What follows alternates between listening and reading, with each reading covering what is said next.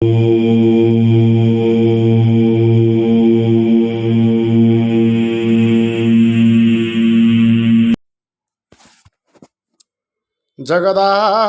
कंदाय प्रणतार्ते हराय च नीलाचल निवासाय चतुर्धामृतये नमः।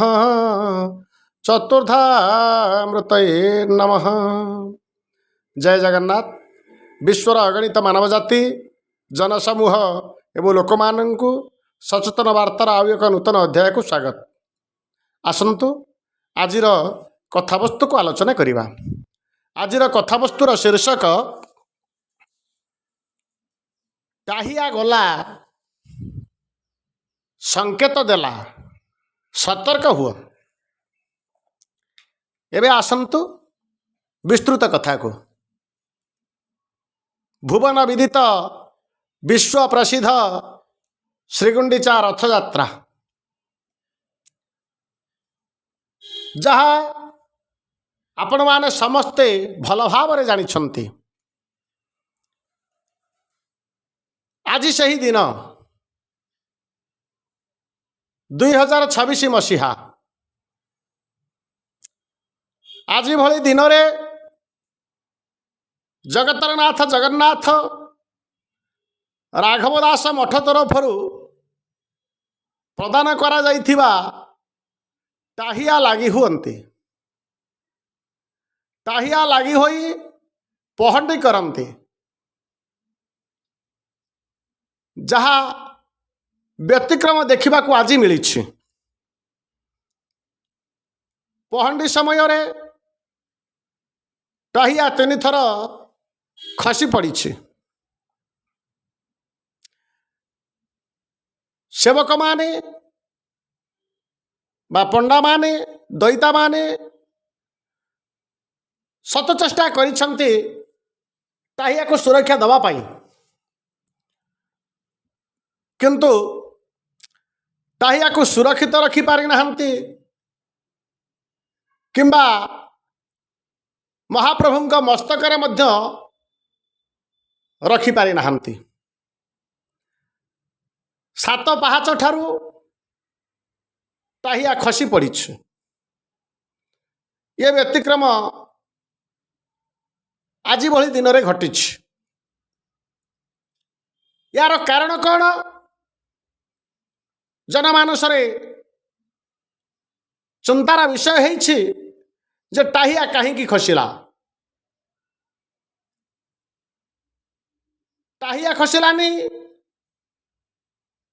ये आपण मानू संकेत देला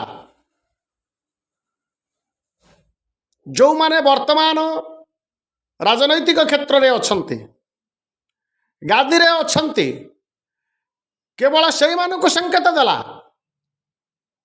ये दास सचेतन वार्ता कार्यक्रम माध्यम रे कहिथिला अल्प कई दिन तले कहिथिला बलराम दासंक लेखा को खंडन करो नाही बा हटाओ नाही। बलराम दासंक लेखा को हटाइले कहारी आसन रहिबो नाही। ये कथा को प्रमाण देबा को जाई बा आपण मानू सचेतन करिबा पई आज महाप्रभुंक मस्तकरु टाहिया खसी पड़ी। ये टाहिया खसीनी, ये संकेत दउछि राजनैतिक क्षेत्र स्थिर रहिबा एबे कठिन हो जिवो। अचलावस्था देखा जिवो, विभ्राट सृष्टि होबो। केते जनकर चिंतार विषय होबो। काहाकू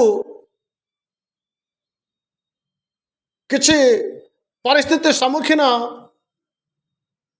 हवा को पड़िबो। तेणु यही संकेत दउछि से टाहिया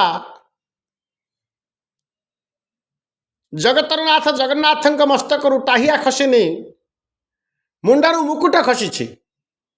ଇଏ ମୁଣ୍ଡରୁ ମୁକୁଟ ଖସିନି, କାହାର ଆସନ ଖସିବାକୁ ଯାଉଛି। ତେବେ କାହାର ଆସନ ଖସିବ? କାହିଁକି ଖସିବ? କ'ଣ ଦୋଷ ଅଛି? କ'ଣ ଭୁଲ ହେଇଛି?